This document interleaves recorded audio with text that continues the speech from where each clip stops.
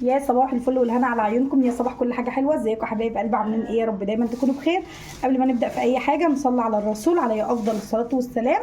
لو اول بقى مره تشوفيني يا ريت تشتركي في عيلتي الصغيره، عيله ساره تكبر بيك ان شاء الله، و نبقى عيله حلوه كده مع بعض، وان شاء الله نفيد بعض في الكومنتات باذن الله. وسيبي لي كومنت عسل زي كده وحط اللايك وصلي على الرسول، وتعالى نشوف معانا ايه النهارده كده رحت السوق وجبت حبه طلبات من السوق، وتعالوا نشوف جبنا ايه والاسعار عامله ايه.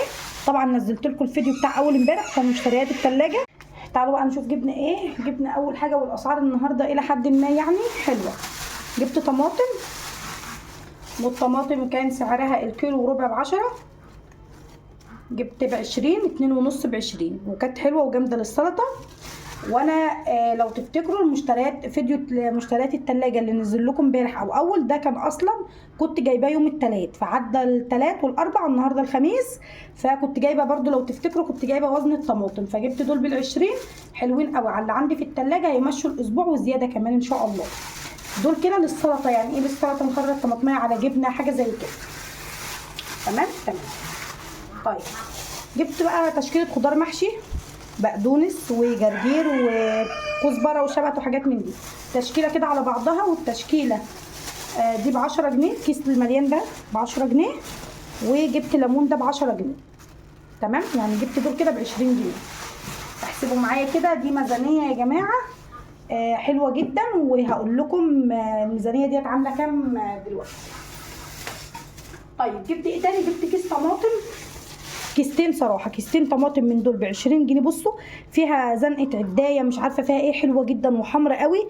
وهمسكها دلوقتي على الحوض هو والكيس التاني، اغسلهم غسله كويسه بالخل، وبعد كده اكيسهم في الفريزر اطبخ منهم طول الاسبوع، بيقعدوا بقى معاكي شهر 15 يوم. يعني الكيستين دول ممكن يجيبوا معايا الشهر باذن الله لو على قد الطبخ. طبعا احنا في الصيف ما بنعملش تخديعه كتير، يعني تسبيكه كتير. ده ومعاه كيس تاني، والاثنين والكيستين دول كانوا ب20 جنيه. لكم ان تتخيلوا انا واخده النهارده يا جماعه السوق واخده 650 جنيه، 650 جنيه. تمام. ومن ضمنهم جبت رده للبط كمان من ضمنهم يعني. وجبت ايه تاني؟ جبت ملوخيه، والملوخيه كانت كلها ورق وحلوه قوي مع الست، فجبت ملوخيه. ودول كده ب10 جنيه، حبه الملوخيه دول كده ب10 جنيه. فجبتهم، ودول بعملهم يعني بنقيهم واظبطهم واخرطهم بالمخرطه واعملهم على طبختين. صراحه مش بعملهم كلهم مره واحده يعني، عشان ايه الصوره تيجي مظبوطه. انا حاسه ان البتاع مايله صح. طيب هنا جبنا الملوخيه زي ما قلت لكم، وجبنا الحاجه. جبت ايه تاني؟ جبت قته. الولاد بقى بيحبوا ياكلوها كده جنب سندوتش جبنه، سندوتش جبنه تقطعيها كده. طبعا هي القتايه ما شاء الله كبيره، فانت بقى بتقطعيها يعني وتسيبيها كده في علبه في الثلاجه بغطا، بتفضل معاكي اللي رايح والجاي كده ياكل فيها، حلوه جدا ومغذيه طبعا. جبت كيلو، والكيلو كان عامل 10 جنيه. وانا برضو في المشتريات بتاعه الثلاجه كنت جايبه قته لو تفتكروا. قلنا بقى نبعد عن الخضار شويه عشان احطه في الثلاجه بس عشان الجو حر. وجبنا سمك، والسمك كان سعره عامل الشبار عامل 80، والسفردية او السوردية زي ما بتقولوا انتوا عندكم عامله 100 جنيه. كان السوردية عامله 100 جنيه والشبار عامل 80. جبت كيلو الا ربع شبار، وجبت كيلو من السوردية. تمام. تعالوا بقى نعينه في التلاجة الاول. بصوا جبت فلفل، والفلفل كان عامل 10 جنيه، حلو جدا. بصوا قولوا لي بقى في الكومنتات الاسعار عندكم زي عندنا هنا ولا عندنا غالي وعندكم ترخيص. جبت بارد على كام قرن شطه كده برضو تحتاجيهم ولا حاجه، فجبت تشكيله. وجبت دول ب10 جنيه. عايزه اقول لكم ان انا مش محبه للفلفل قوي غير في التتبيلات، ممكن اقلي ولا حاجه، لكن يعني ايه جبت كيلو. لما لقيته ب10 جنيه جبت كيلو على بعض، لكن لما يكون اغلى من كده بجيب ربع نص، بيمشي الدنيا برضو، مش هيخسر. على قد ميزانيتك مشي بيتك. انا باخد يعتبر في حاجات التلاجة بجيبها كل 15 يوم مش كل اسبوع صراحه. طبعا السوق بروحه كل اسبوع، ساعات باخد 500 ساعات باخد 650 حسب ظروف الدنيا فيها ايه. يعني انا النهارده جايبه سمك بس ومكتره في الخضار، ممكن اخد 700 واجيب فرخه واجيب سمك واستوى خضار بالباقي. فاهمين؟ يعني مش كل اسبوع بيظبط. انا مش بقبض بالشهر يا بنات، فممكن الفيديو ده يفيد الناس اللي هي برضو زي حالاتي اللي شغالين اللي هو اليوم بيومه يعني. جبت بصل، والبصل كان سعره الكيلو ونص ب10 وكان حلو جدا، وكان سعره كيلو ونص ب10. جبت كيلو ونص حلو هيمشي الدنيا لان عندي من الاول. تمام. انا اصلا يا بنات النهارده ما كانش في النيه اعمل محشي خالص خالص خالص على بكره يعني، بس زي ما انتم عارفين الطبيخ في الصيف مش محب قوي، فبحس ان هو اخف حاجه هو المحشي. ده البصل. البتنجان بقى، البتنجان كان كيلو ب10 جنيه، جبنا من الراجل الكيلو وربع ب10. انا واختي جبنا الكيلو وربع ب10 حلو، وحاسه ان هو ايه طازه كده. جبت كيلو وربع ب10 حلوين برضه. لو عملت محشي هاخد مثلا حتتين بتنجان. جبت الكوسه، بس الكوسه صراحه ما كانتش عجباني، بس دي اللي كانت موجوده في السوق كله صراحه. لو هعمل مثلا محشي هاخد حتتين بتنجان تمام، على حتتين كوسه، على الكرنبه اللي انا جايباها. جايبه كرنبه صغنطوطه على قدي بس حلوه قوي. ده كده البتنجان حطه هنا. جبت كوسه، بقول لكم الكوسه ما كانتش عجباني الى حد ما، بس هي والله دي الموجوده في السوق. جبت الكوسه كده، والكوسه كان الكيلو ب10 جنيه. جبت كيلو مع البتنجان مع حته الكرنبه، يعملوا ايه حله محترمه كده، وهي وجبه وعدت يوم وخلاص. ايه تاني؟ اللهم صل على النبي. البطاطس بقى، البطاطس هي اللي شايفه نفسها اليومين دول. البطاطس هي اللي شايفه نفسها اليومين دول. هي البطاطس الكيسين دول ب80 جنيه، ال2 كيلو ب25. جبت كيس ب40، قلت له حطه على الميزان زي ما يطلع. الكيس ده قطع ب40. استنوا الكيس ده قطع ب40، في واحده وقعت. الكيس ده قطع ب40 والكيس ده ب40. دول ب80 جنيه يكفوا الاسبوع ويفيدوا ان شاء الله. واحده في البطاطس اليومين دول يا جماعه، البطاطس غاليه. تمام. احنا ممكن نقليها، نعمل البطاطس مسلوقه بس كده، مش اكتر من كده يعني. ممكن مره في الاسبوع اعمل صينيه بطاطس، صينيه ما بحتاجش كتير. ممكن الحاجات دي تكفي حد ميزانيه 15 يوم، وممكن تكفي حد اسبوع، ممكن تكفي حد يومين، ممكن تكفي حد شهر، فتبع بيتك انتي. فانت ممكن ال 650 جنيه يجيبوا لك حاجات اكتر من دول 100 مره، وممكن يجيبوا لك حاجات اقل من دول 100 مره. فتبع ما انت بتستهلكي، ما تجيبيش الحاجه وتركنيها على الفاضي وخلاص. تبع ما بتستهلكي هاتي. طيب ده خلاص. والله يا بنات ما خدت معايا اكتر من 650 جنيه. 650 جنيه و10 جنيه اجره التوك توك وانا رايحه. تمام. تعالوا بقى نشوف ايه الكيس اللي بياخد الفلوس كلها. احسبوا براحتكم خالص وعلى مهلكم، وقبل ما تنزلوا اكتبوا في الورقه النواقص. جبت ايه؟ بصوا انا لسه بالعبايه على فكره يعني ما غيرتش. ثانيه واحده.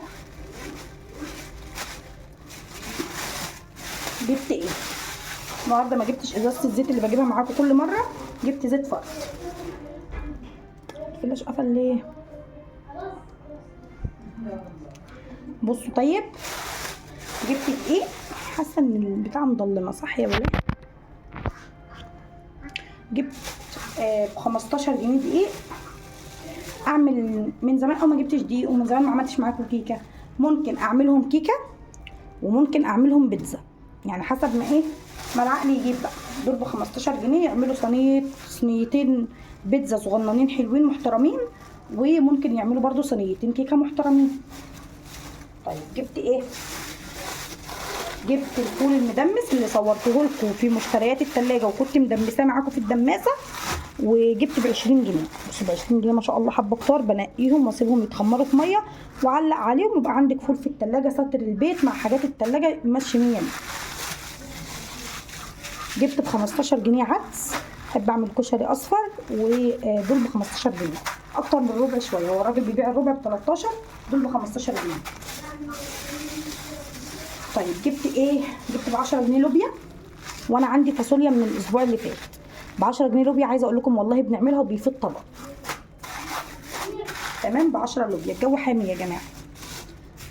جبت دول ب 70 جنيه زيت. اقول لكم بقى مفنطاهم ازاي، وفكره حلوه جدا لو عندك حد بيبيع زيت فرط هتنفعك قوي الفكره دي.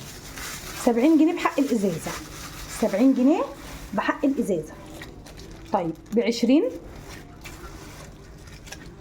ب25 ب20 25 يبقى 45 و25 لا 30 30 30 25 20.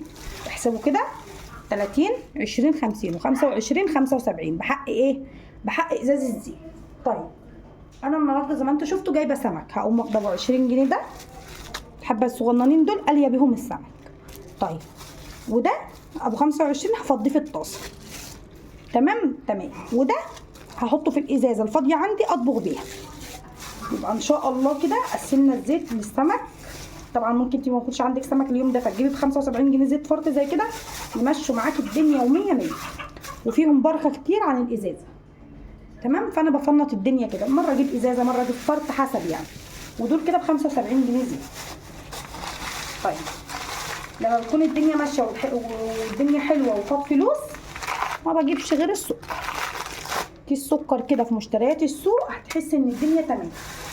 وده باقي الفلوس دول باقي الفلوس مكعب شوربه اللهم صل على النبي. جبت كيس سكر عشان كان فاض معايا فلوس. طيب خلصنا كده مشتريات ب 650 جنيه لا بس طبعا غير السمك اللي في الثلاجه. لم بيتك بالخير وخليكي الست شاطره. طبعا لما بدل ما اروح مثلا اجيب ب 50 جنيه ولا ب 70 جنيه طماطم جامده، لا جبت ب 20 جنيه طماطم جامده للسلطه ماشي، وب 20 جنيه تانيه طماطم تمشيني 15 يوم طريه. طيب ايه تاني؟ اللهم صل على النبي. الكرنبه كرنبه.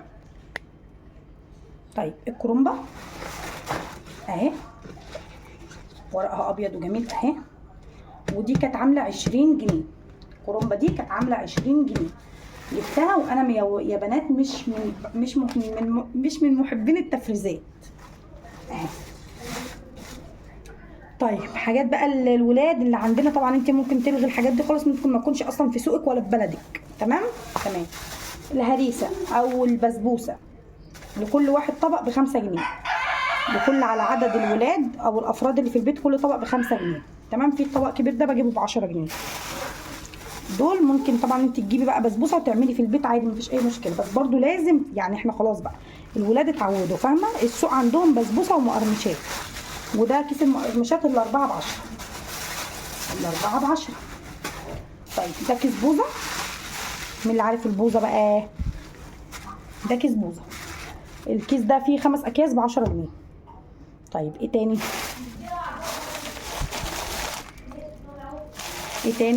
كيس ملبس وبسكوت. كيس بسكوت برضو ملبس. خلاص كده الفيديو كان خلص، ودي كل المشتريات اللي احنا اشتريناها. ليه؟ طبعا ده مشتريات صراحة هي تكفي 15 يوم، بس احنا عندنا السوق كل اسبوع، ففي حاجات طبعا لو فاضت معايا ما بجيبهاش في السوق اللي بعده. تمام. ربنا يا رب يديمها علينا نعمة ويحفظها من الزوال اللهم امين. طيب ايه تاني نسيت اصوره لكم؟ جبت اللهم صل على النبي، ماما كانت بعتالي تمنة فلفل سمرة، تمنة كمون، تمام، تمنة بهارات بيضة للشرب، ربع كيلو. ده ربع، لكن دي تمن ودي تمن، فعشان كده ما جبتش بهارات. قسم المنظفات هينزل لكم بكره، بجيب المنظفات كلها فرد ب50 جنيه. بصوا عايزه اقول لكم بهيص الدنيا بال50 جنيه منظفات. انتظروا في قناه ساره كل الجديد وكل التوفير هتلاقيه هنا باذن الله. بحبكم في الله، احلى اخوات في الدنيا. بالله عليكي اوعي وانت سايبه الفيديو وماشيه تنسي اللايك وتدوسي اشتراك، وعايزه كومنت منك قمر يا قمر انتي. سلام.